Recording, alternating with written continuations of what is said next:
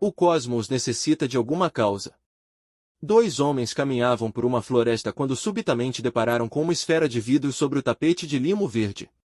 Não havia nenhum outro som além do barulho dos passos deles, e certamente não havia sinal da presença de outras pessoas. Mas ambos percebiam que a dedução mais óbvia da evidência da esfera era que alguém a colocará ali. Um desses homens era um cientista cético, treinado na concepção moderna das origens, e o outro era um leigo. O leigo questionou: e se essa esfera fosse maior, talvez de 3 metros de diâmetro? Você ainda diria que alguém a colocou aqui? Naturalmente, o cientista concordou que uma esfera maior não afetaria seu julgamento. Bem, o que aconteceria se a esfera fosse enorme, uns 2 quilômetros de diâmetro? Indagou o leigo. O amigo respondeu não somente que alguém a teria posto ali, mas também que se faria uma investigação para descobrir o que levou esse alguém a fazer isso. O leigo então se aventurou a mais uma pergunta: o que aconteceria se a esfera fosse tão grande quanto o universo? Ainda assim ela precisaria de uma causa? Claro que não, retrucou o cético. O universo simplesmente está aí. É possível acreditar, como disse Bertrand Russell, que o universo simplesmente está aí e não precisa de nenhuma causa. Se esferas pequenas precisam de causa e esferas maiores precisam de causa, uma esfera muito maior não precisa de uma causa também?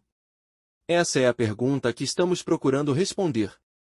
Por enquanto, observe como um detetive observador e lógico se porta numa investigação. Por meio da pena de Arthur Conan Doyle, Sherlock Holmes tem fascinado mentes em todo o mundo com um empregou de lógica aparentemente simples quando é capaz de examinar as evidências, desvendar o mistério e resolver o caso. Investigando um pouco mais profundamente a metodologia de Holmes, vamos descobrir como ele consegue associar as pistas com os primeiros princípios e com as causas. Num episódio de assassinato, a polícia havia procurado pistas em toda parte, mas não se encontrou nenhuma impressão digital e nenhuma outra evidência que indicasse a presença de um assassino. Mas Holmes acreditava por experiência que nenhum fenômeno natural podia ser a causa da morte e estava determinado a vasculhar aquele quarto até conseguir encontrar alguma evidência. Seguindo uma diligente pesquisa, Holmes acabou encontrando o que procurava. Era tão óbvia que os policiais passaram por cima, uma mancha de sangue muito pequena, mas significativa, na parede. Para todos os outros que haviam vasculhado o local, era apenas outra mancha de sangue, mas não para Holmes. Holmes encontrou uma pista crucial na mancha de sangue, uma impressão digital que pertencia ao assassino. O que causou o universo?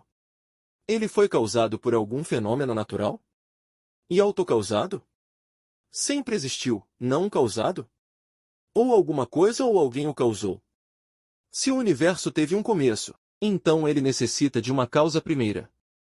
Apelar para causas naturais, as leis da natureza como justificativa da origem do cosmos, parece tão absurdo quanto concluir que a esfera de vidro descoberta na floresta fosse o resultado de algum fenômeno natural. Da mesma forma podemos excluir a ideia de um universo autocausado, por ser impossível. Ser autocausado exige ter existido, a fim de ser a causa, e não ter existido, a fim de ser causado, ao mesmo tempo. A pergunta seguinte é: o universo sempre existiu? Ou ele teve um começo? Ou Carl Sagan estava certo, o cosmos é tudo que existe ou sempre existiu, ou sempre existirá. Ponto.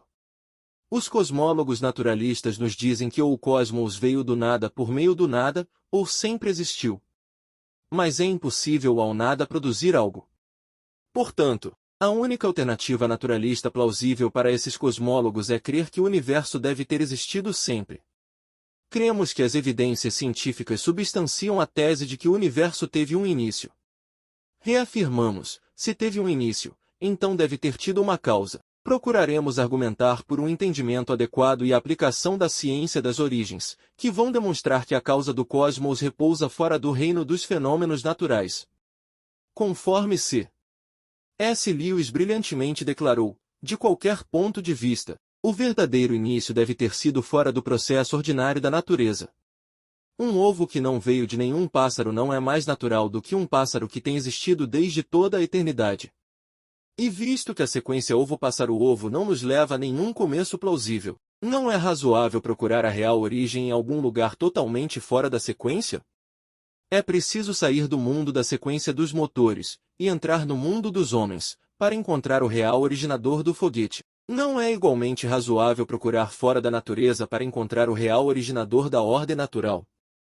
Houve um início para o universo. As leis que descobrimos da natureza, que ordenam e estruturam o universo, são baseadas na mente de um projetista, ou existem por si mesmas. Há apenas duas alternativas para investigar: ou o universo não teve nenhum começo e, portanto, é não causado, ou o universo teve um começo e, consequentemente, precisa de uma causa. O princípio da causalidade afirma que tudo que tem um começo deve ter uma causa. Se podemos confirmar que o universo teve um começo, então devemos procurar fora da natureza para encontrar o tipo de causa necessária para trazê-lo à existência. Por onde devemos começar? Um bom começo é diferenciar entre dois campos da ciência. Um campo trata daquilo a que o cosmos se assemelha, e o outro trata de sua origem.